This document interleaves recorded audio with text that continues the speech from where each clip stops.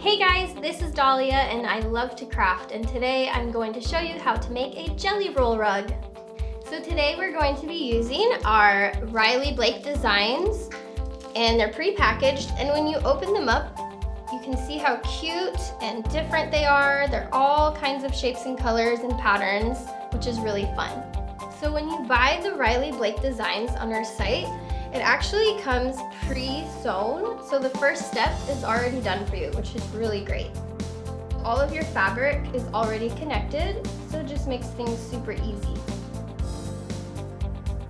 Okay, I'm going to take my felt batting and I'm going to put it onto my fabric.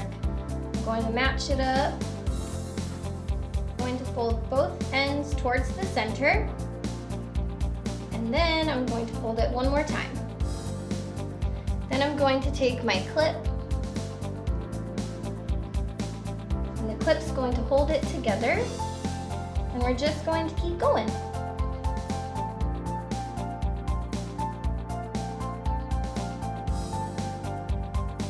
Now we're going to begin sewing our strips.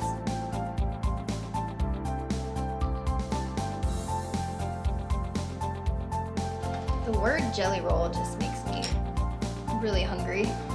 I want my jelly roll rug. I want my jelly roll rug. So now I looped my fabric, so it's going to be sewed to itself, and I set my sewing machine to zigzag. So I'm going to take my fabric and loop it around this way, and then we're going to keep on sewing. Now that it's turned around, we're going to go back to using our petal. And we're just going to keep on going and going and churning and going and churning, and it's going to get easier.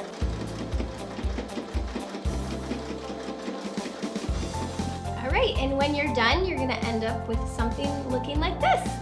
This is your jelly roll rug.